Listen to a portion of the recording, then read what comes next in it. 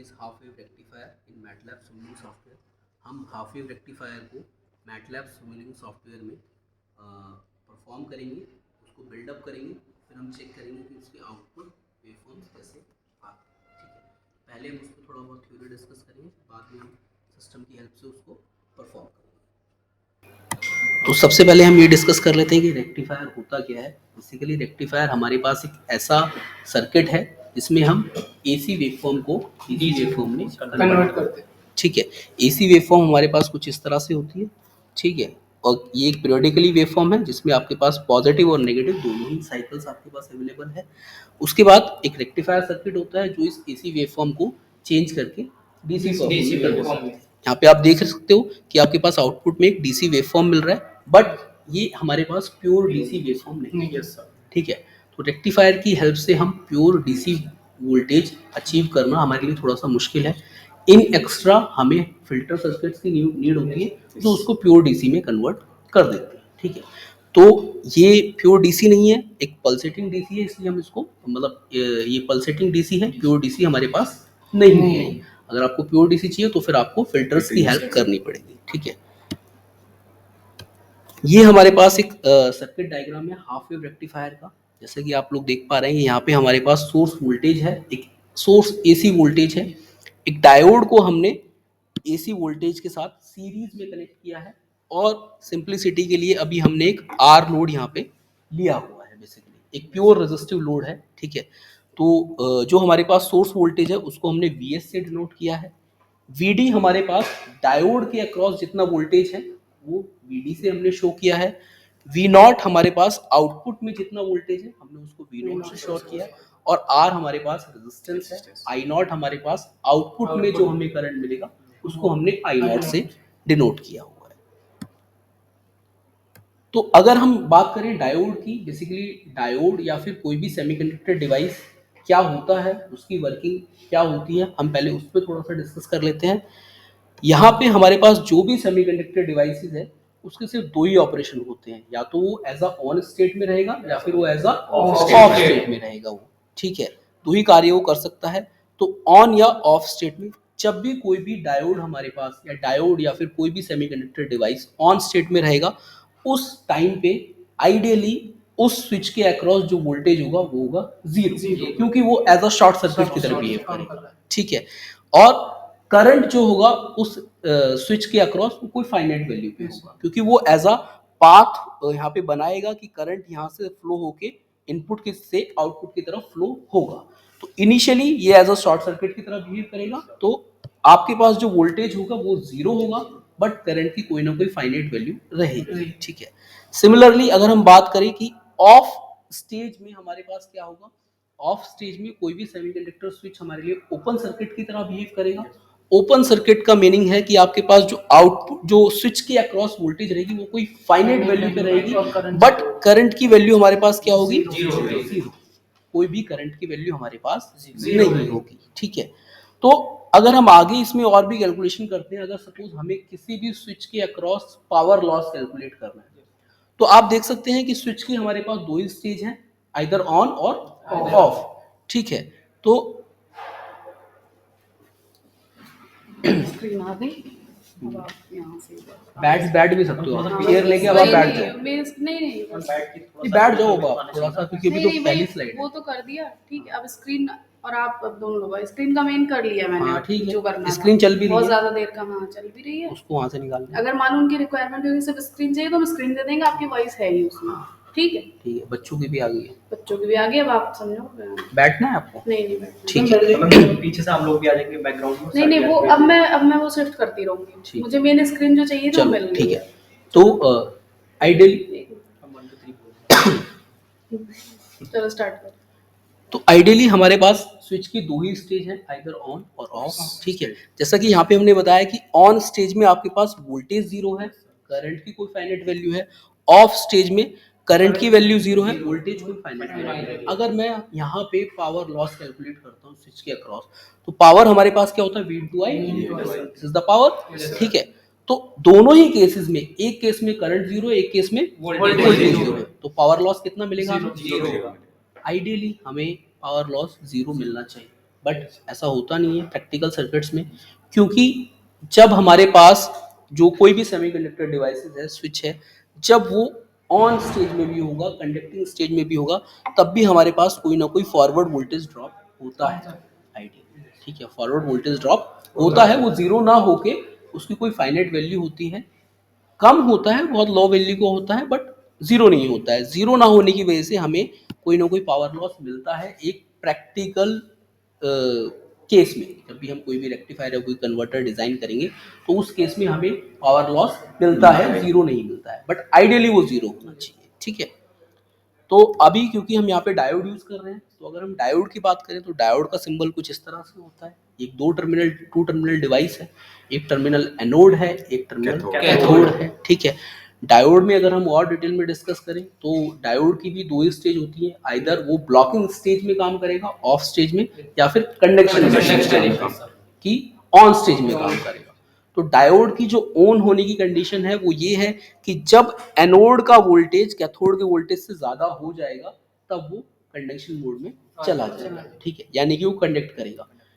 Diode हमारे पास पूरी तरह से अनकंट्रोल्ड डिवाइस है। अनकंट्रोल्ड डिवाइस इसको किस लिए बोलते हैं, क्योंकि एक बार अगर एनोड का वोल्टेज कैथोड के वोल्टेज से ज्यादा हो गया, उसके बाद हम कोई भी कंट्रोलिंग नहीं कर सकते, यानी कि हम इसको कंडक्शन में जाने से रोक नहीं सकते, ठीक है, वो हमारे हाथ में नहीं है।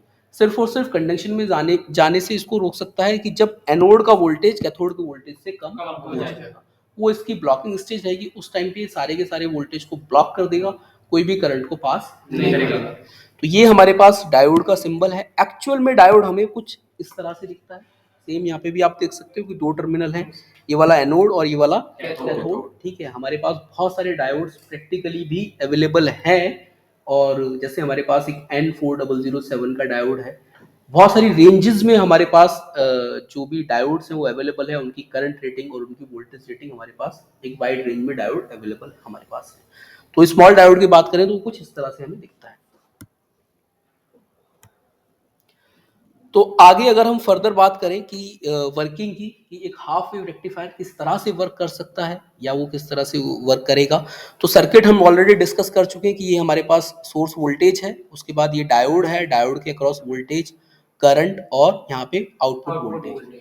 तो करंट जो आउटपुट में रहेगा, करंट वही सेम करंट डायोड में होगा, क्योंकि डायोड हमारे साथ सीरीज कनेक्टेड है, लोड के साथ भी और सोर्स के साथ, ठीक है। जब जब डायोड कंडक्ट करेगा तो वो as a short circuit behave करेगा, यहाँ पे ये पाथ कंडक्ट करेगा, और जब ये as a short circuit behave करेगा तो आउटपुट में जो वोल्टेज होगा वो एज अ इनपुट वोल्टेज होगा, क्योंकि पैरेलल में वोल्टेज सेम होता है हमारे पास, ठीक है। और जब जब डायोड हमारे पास ब्लॉकिंग स्टेज में रहेगा तब तक हमारे पास आउटपुट में कोई भी वोल्टेज नहीं होगा, ठीक है। तो ये हमारे पास एसी वोल्टेज, एसी वेवफॉर्म है, साइनसोइडल है, ठीक है। हाफ साइकिल के लिए वो पॉजिटिव है, हाफ साइकिल के लिए नेगेटिव है, ठीक है। या फिर हम ये भी बोल सकते हैं कि 0 से लेके पाई पीरियड तक वो पॉजिटिव है, एक साइन वेव है, और पाई से लेके 2 पाई तक वो नेगेटिव है, ठीक है। 90 पे वो पॉजिटिव पीक है और 270 पे वो नेगेटिव पीक है, ठीक है। तो जैसे ही हमारे पास यहाँ पे anode, this is the anode, ठीक है, एनोड पे जैसे ही वोल्टेज हमारे पास पॉजिटिव हुआ with respect to cathode, diode ने कंडक्ट करना स्टार्ट कर दिया, ठीक है, डायोड ने कंडक्ट करना स्टार्ट कर दिया। डायोड कंडक्शन मोड में चला गया, आउटपुट का voltage same as input voltage, ठीक है। और डायोड कंडक्ट कहां तक करेगा, जब तक एनोड का वोल्टेज पॉजिटिव रहेगा विद रिस्पेक्ट टू कैथोड, ठीक है। और वो पॉजिटिव है कहां तक, पाई तक, पाई तक वो पॉजिटिव है। तो यहाँ पे आप देख सकते हो कि आउटपुट वोल्टेज 0 से लेके पाई तक सेम एज इनपुट वोल्टेज है, सेम एज इनपुट वोल्टेज। पाई के बाद क्या हुआ कि एनोड नेगेटिव हो गया, ठीक है। एनोड नेगेटिव होने का मतलब है कि डायोड अब हमारा ब्लॉकिंग ऑफ स्टेज में चला गया, कोई भी करंट यहाँ पे फ्लो नहीं कर रहा है, करंट हमारे पास 0 है। और जब करंट यहाँ पे 0 है तो आउटपुट का वोल्टेज हमारे पास क्या है, I naught into R, I naught into R. I naught 0 है तो वी नोट भी क्या होगा, 0 होगा। तो पाई से लेके 2 पाई तक हमारे पास नेगेटिव वोल्टेज है, पाई से लेके 2 पाई तक डायोड कंडक्ट नहीं करेगा, तो उस टाइम पे जो हमारे पास वोल्टेज है वो कितनी है, 0 वोल्टेज हमें यहाँ पे मिल रही है। देन 2 पाई के बाद फिर से साइकिल रिपीट करेगा, क्योंकि हमारे पास ये पीरियोडिक वेव फॉर्म है, वो अपने आप को रिपीट करेगा, फिर से पॉजिटिव आएगा, पॉजिटिव आने का मतलब है डायोड फिर से कंडक्शन मोड में जाएगा, आउटपुट आपको साइनसॉइडल मिलेगी, अगली हाफ साइकिल तक और फिर आपको फिर से जीरो तो हाफ वेव रेक्टिफायर का मतलब ये भी है कि जो आपको आउटपुट वोल्टेज मिल रही है वो सिर्फ और सिर्फ इनपुट की हाफ वेव के लिए मिल रही है, हाफ साइकिल के लिए मिल रही है। इसलिए हमारे पास क्या है, हाफ वेव रेक्टिफायर कि नेगेटिव साइकिल में आपको कोई भी आउटपुट नहीं मिलेगा, आउटपुट आपके पास जीरो है। ठीक है, उसके बाद हम आउटपुट करंट की बात कर लें तो output current same as input output voltage रहेगा, बट अगर हम उसके मैग्नीट्यूड की बात करें तो आउटपुट करंट हमारे पास I naught equal to V naught by R होगा।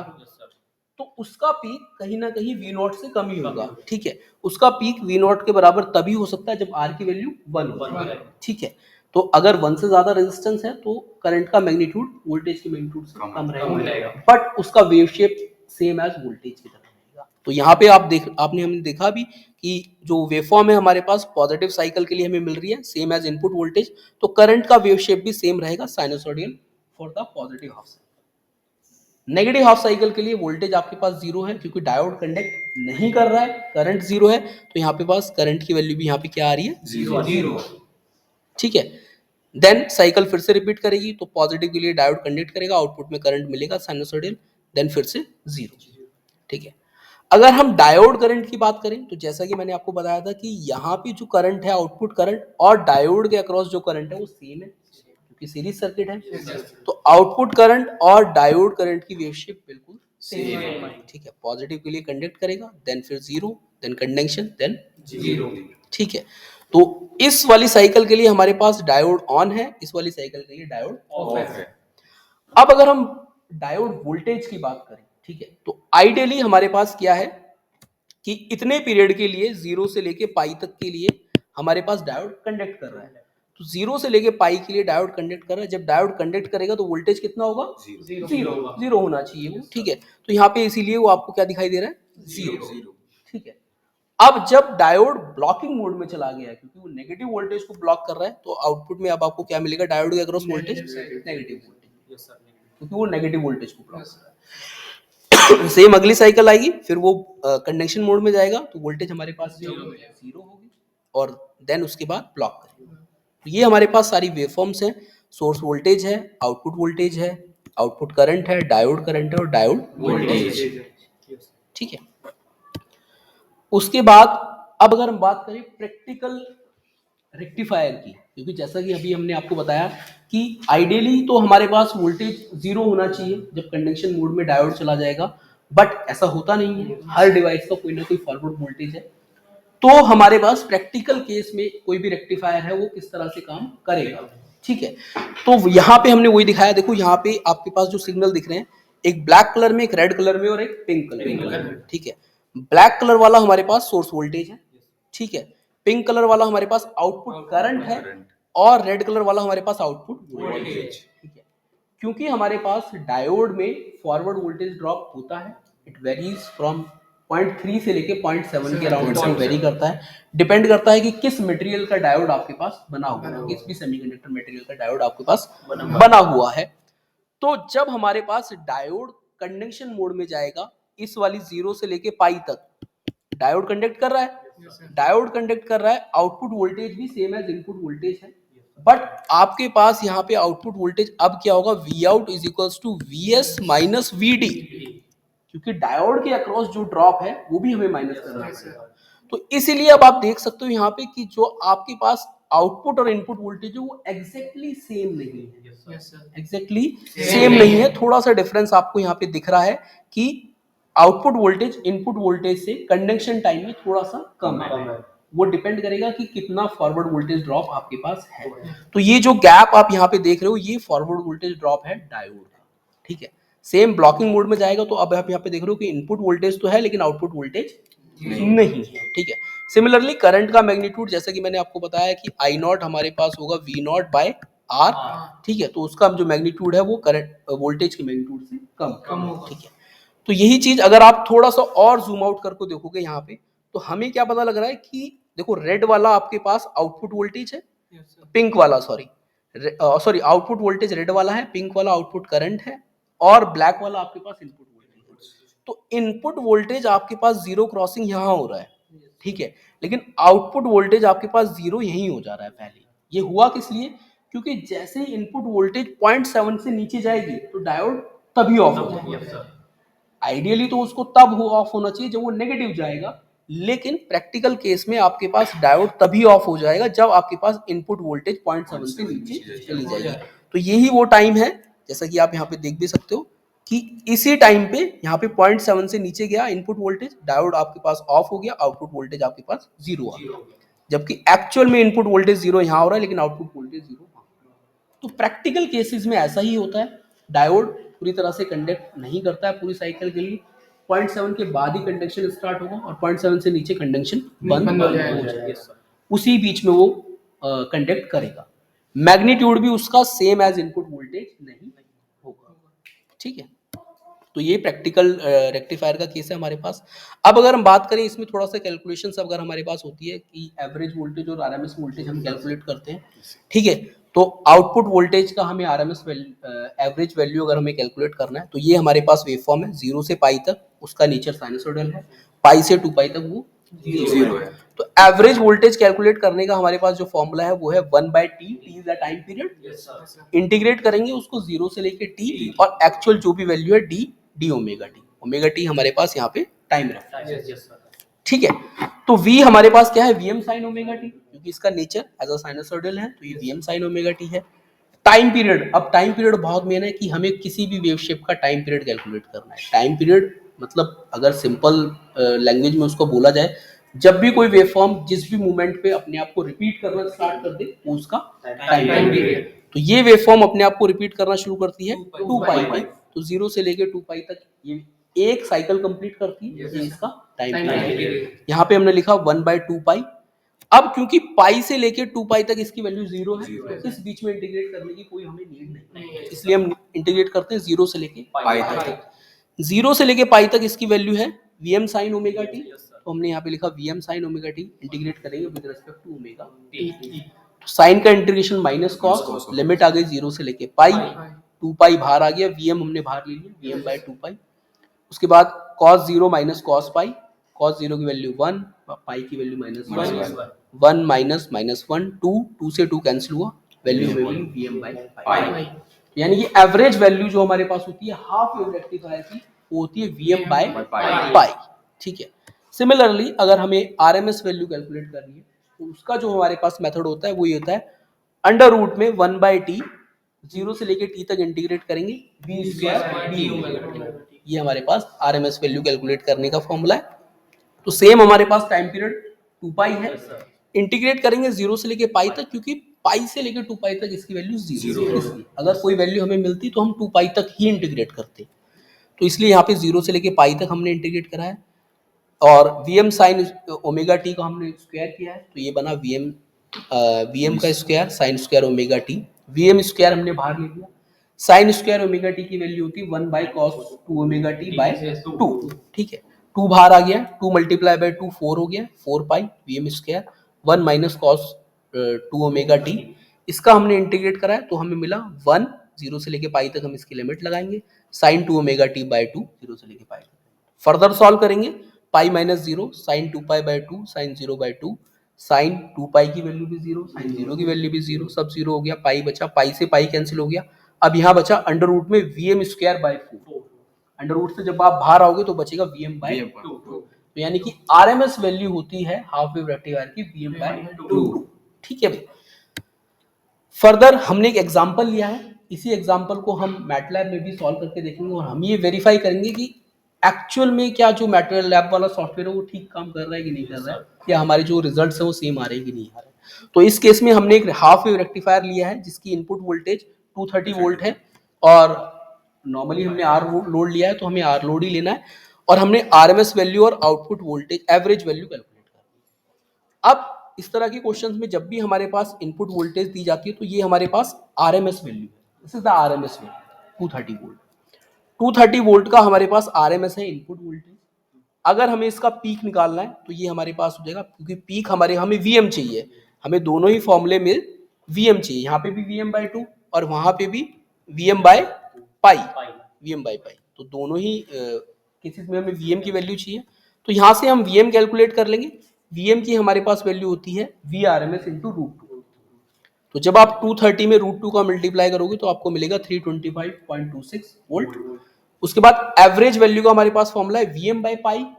आपने Vm की वैल्यू रखी 325.26 डिवाइडेड बाई पाई, तो ये आपको मिला 103.53। सिमिलरली RMS वैल्यू हमारे पास फॉर्मूला है Vm बाई 2। Vm की वैल्यू 325.6 बाई 2, तो हमें मिला 162। ये हमारे पास RMS और एवरेज वैल्यू है। यही हम यहाँ पे ये भी देखेंगे किस तरह से हम मैटलैब सिमुलिंक में इस पूरे डायोड ब्रिज को कैसे हम मॉडल में ड्रॉ कर सकते हैं, बना सकते हैं, और फिर हम ये भी जस्टिफाई करेंगे कि आउटपुट वोल्टेज का बिहेवियर क्या है, आउटपुट करंट का बिहेवियर क्या है, डायोड के अक्रॉस वोल्टेज और करंट का बिहेवियर क्या है, और उसकी RMS और उसकी एवरेज वैल्यू कितनी है। तो हम ये सिस्टम पे चेक करेंगे। तो अब हम आगे ये करने वाले हैं कि जो हमने यहाँ पे हाफ वेव रेक्टिफायर के बारे में अभी थ्योरी डिस्कस करी है, हम हाफ वेव रेक्टिफायर मैटलैब में बिल्ड करेंगे और हम सारी चीज़ों को क्रॉस वेरीफाई करेंगे कि क्या हमें एक्चुअल आउटपुट वैसा मिल रहा है जैसे हमने थ्योरी में पढ़ा है, क्या RMS और एवरेज वैल्यू उतनी आ रही है या नहीं आ रही है। ठीक, तो ये हमारे पास मैटलैब 2016 का वर्जन हमने यहाँ पे इंस्टॉल किया हुआ है। ठीक है, मैटलैब 2016A। मैटलैब हर साल में 2 वर्जन अपने लॉन्च करता है, A और B। तो अभी हम ये वर्जन यूज़ कर रहे हैं। आप डबल क्लिक इसको करोगे तो ये ओपन हो जाएगा। ओपन होने के बाद ये वाली विंडो आपको अपीयर होगी। यहाँ पे हम सबसे पहले सिमुलिंक में जाएंगे। ठीक है, सिमुलिंक में जाने के बाद हमारे पास ऑप्शन आता है ब्लैंक मॉडल का। सबसे पहले हमें मॉडल ही क्रिएट करना है कि हम एक हाफ वेव रेक्टिफायर को बनाएंगे यहाँ पे। ठीक है, तो हम इसको मैक्सिमाइज कर लेते हैं। ये हमारे पास एक ब्लैंक मॉडल है। ठीक है, हम जितने भी ब्लॉक सेट्स यूज़ करेंगे इस एक्सपेरिमेंट को करने के लिए, वो सारे के सारे ब्लॉक सेट्स हम यहाँ पे पुट करेंगे और फिर उनको कनेक्ट करेंगे जो वेव शेप हमारी हाफ वेव रेक्टिफायर की होगी। ठीक है, तो यहाँ पे ये जो सिंबल आप देख रहे हो, ये सिंबल हमारे पास है लाइब्रेरी का। इसी लाइब्रेरी में हमारे पास सारे ब्लॉक्स जो हैं वो पड़े हुए हैं। ये मैटलैब की लाइब्रेरी है। तो यहाँ पे देखो लिख के भी आ रहा है लाइब्रेरी ब्राउज़र। आप इसको क्लिक करोगे, सिंगल क्लिक पे आपके पास लाइब्रेरी ओपन होकर आ जाएगी। ठीक है, तो ये सारी की सारी लाइब्रेरी यहाँ पे आपके पास है। सिमुलिंक है, HDL कोडर है, और भी बहुत सारी लाइब्रेरीज होती हैं। हमारे काम की नहीं है तो हमने इसलिए उनको इंस्टॉल नहीं किया है। हमारे काम की जो लाइब्रेरी है वो है सिमस्केप। ठीक है, सिमस्केप लाइब्रेरी हमारे काम की है। और सिमुलिंक में जो फर्स्ट लाइब्रेरी होती है, बेसिक ब्लॉक्स होते हैं, ये लाइब्रेरीज हमारे काम की है। ठीक है, सारे ब्लॉक सेट्स यहाँ पे अवेलेबल हैं।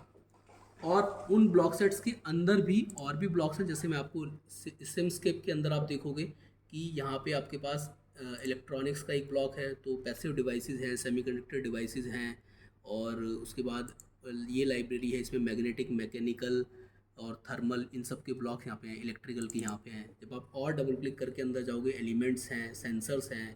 तो इस तरह से लाइब्रेरी बहुत वास्ट है कि इतने सारे ब्लॉक सेट सोचो एक ही लाइब्रेरी में है।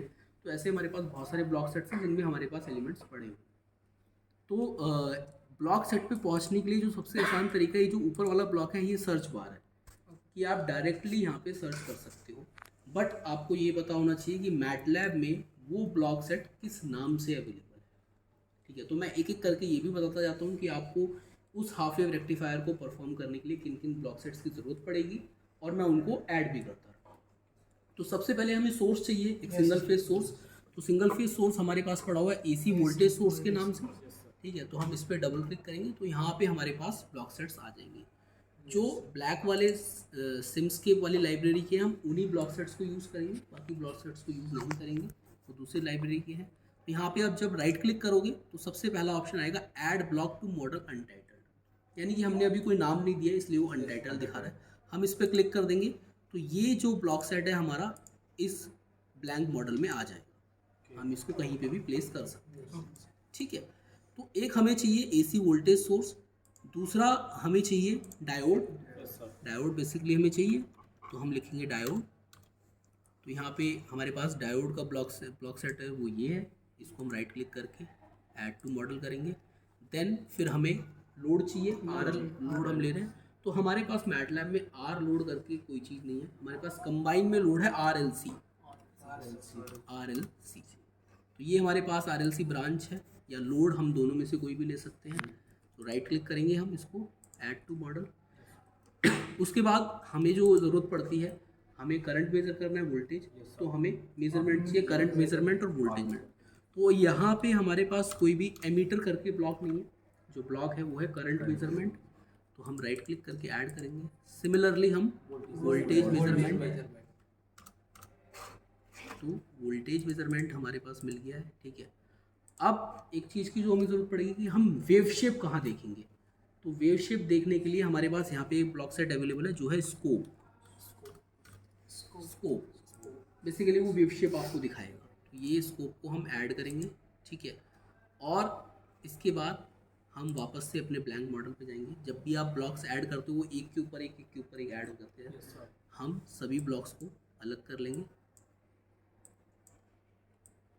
ठीक है, इतने सारे ब्लॉक्स हमारे पास हो गए यहाँ पे। एक चीज़ और कि हमें अपने इस मॉडल को रन करने के लिए अगर हम सिमस्केप लाइब्रेरी का कोई भी ब्लॉक लेते हैं तो हमें एक ब्लॉक्स की ज़रूरत पड़ती है पावर जीयूआई।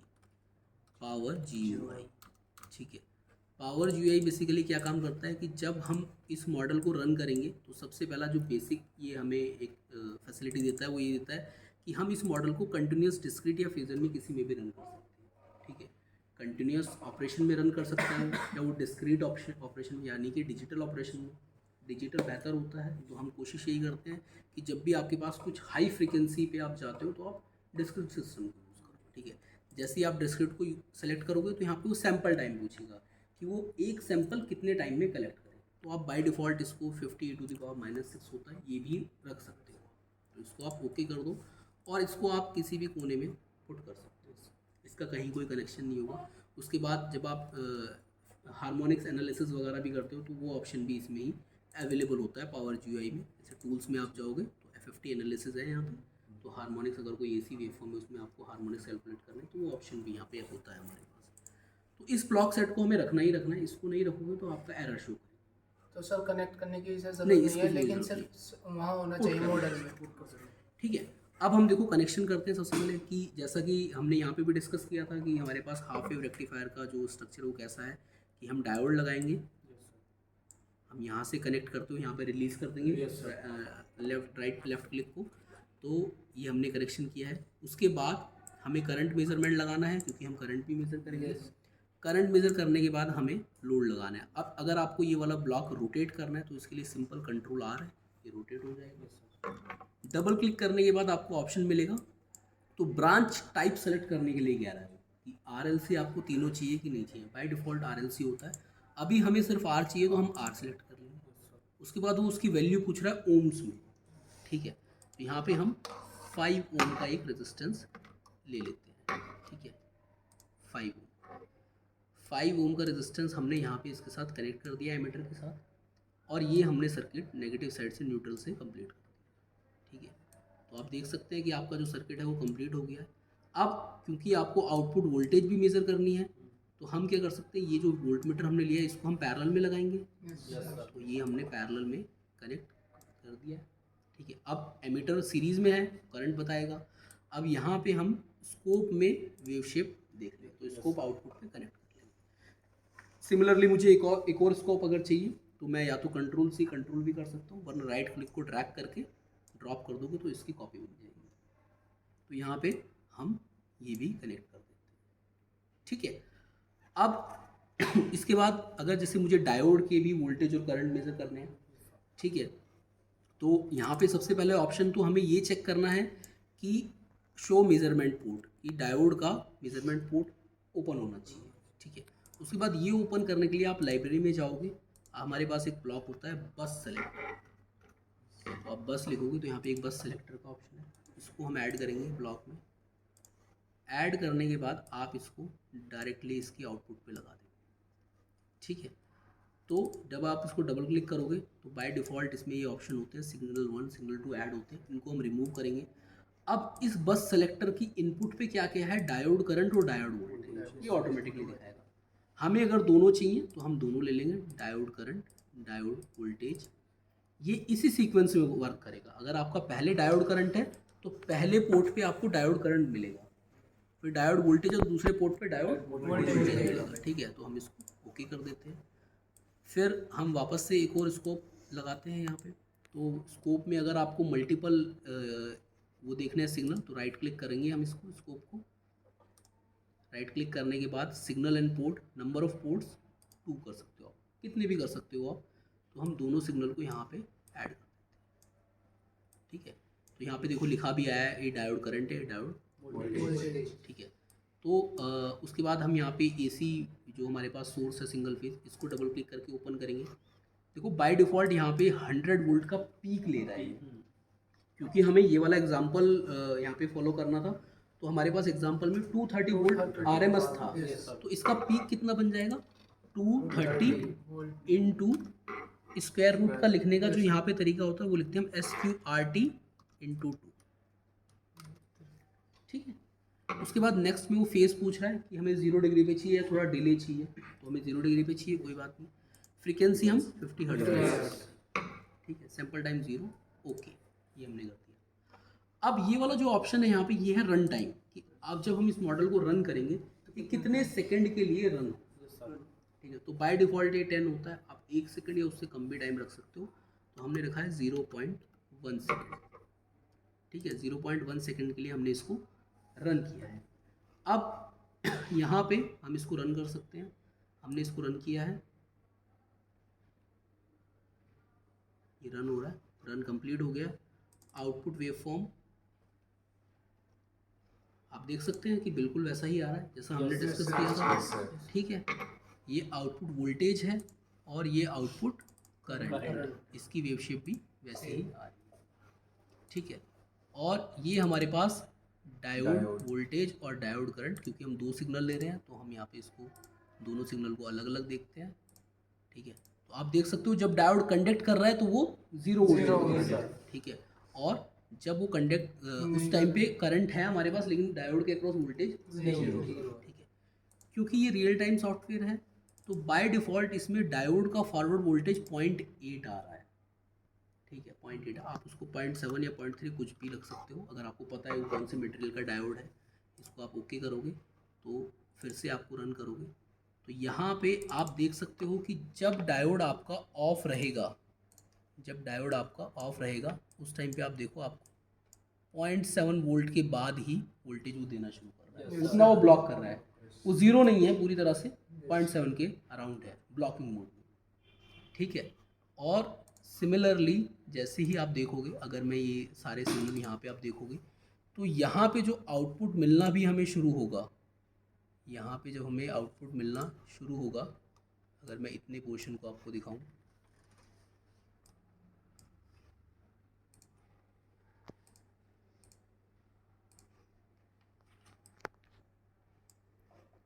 देखो ये स्टेप्स में दिखा रहा है, तो 0 पे एकदम से वोल्टेज मिलना आपको शुरू नहीं होगा। अगर मैं इसका सैंपल टाइम और बढ़ाऊंगा तो ये स्मूथ वेवफॉर्म हमें दिखाएगा, ठीक है।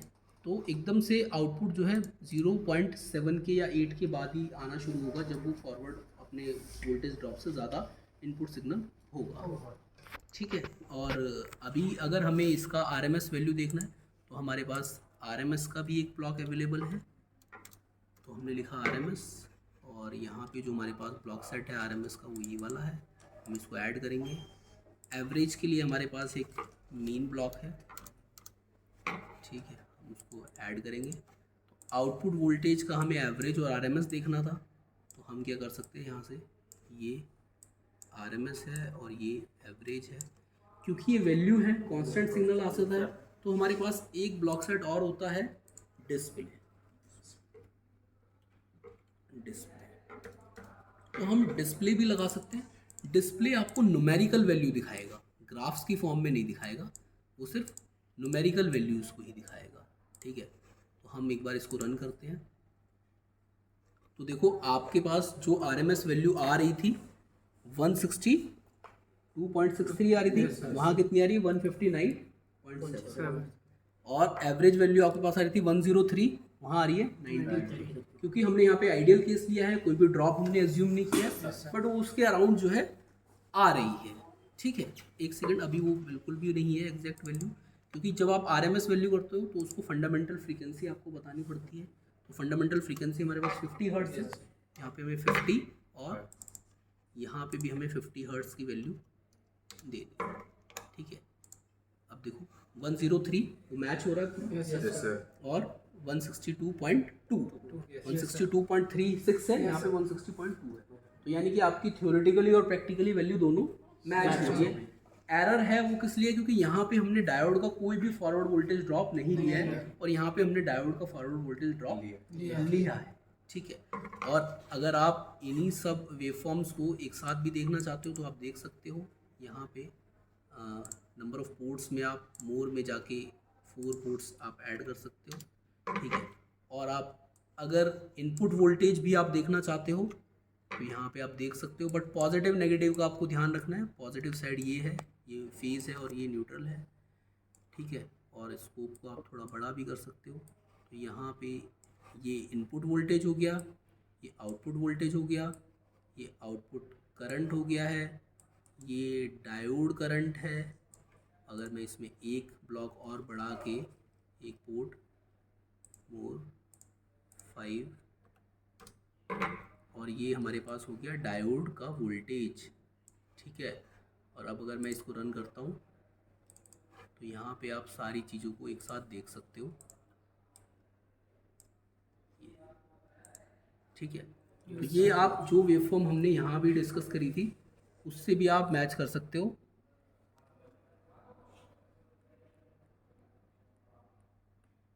ये देखो, वो हमारी इनपुट वेवफॉर्म है, उसके बाद डायोड कंडक्ट कर रहा है, आउटपुट मिल रही है हाफ साइकिल के लिए, देन करंट मिल रहा है, उसके बाद ये डायोड का करंट है और ये डायोड का वोल्टेज। तो सारी वेवफॉर्म हमारे पास मैच हो रही है।